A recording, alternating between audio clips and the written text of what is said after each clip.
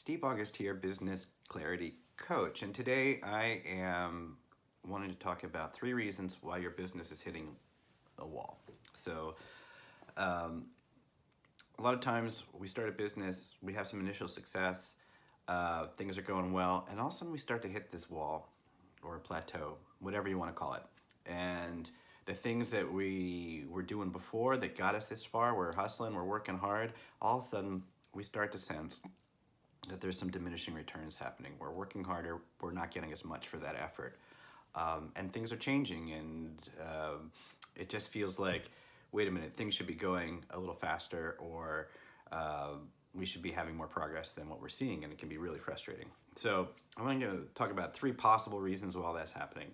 The first reason is, especially for B2B and service folks, you've essentially maxed out your marketing and sales capabilities at the moment, or your capacity.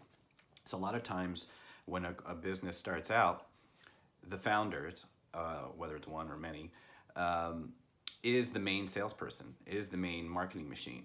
And that'll get you to a certain level. But at some point, whether, I don't know what that dollar value is for you, your ability to go out and create more business gets maxed out, especially if you're also the person who's servicing that business, because it's essentially the more you win, the more business you win, and the more you're in service mode, the less that you are in sales and marketing mode.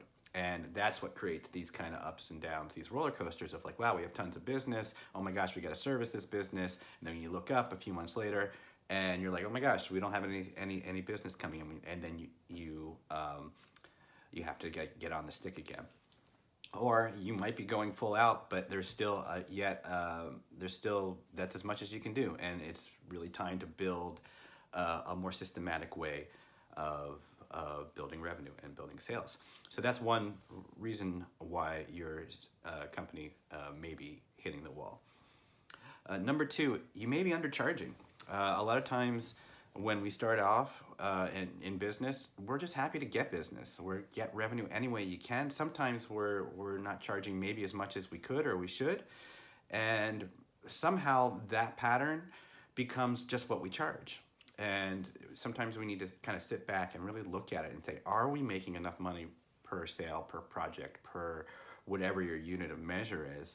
And if it isn't a matter, if it isn't creating enough profit, if your gross margins aren't big enough, then you're going to be on this this kind of bad cycle or challenging cycle where money is coming in and it's fine, it can support you and you alone, or you and the current staff, but there's not money to invest in more marketing, in more people, in growing the business.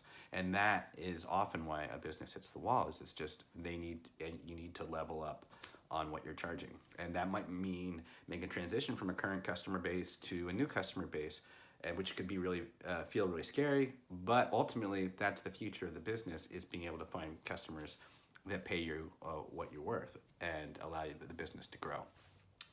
And then finally, a lot of times, the reason number 3, the businesses might hit the wall or a plateau, is that you're trying to serve everybody.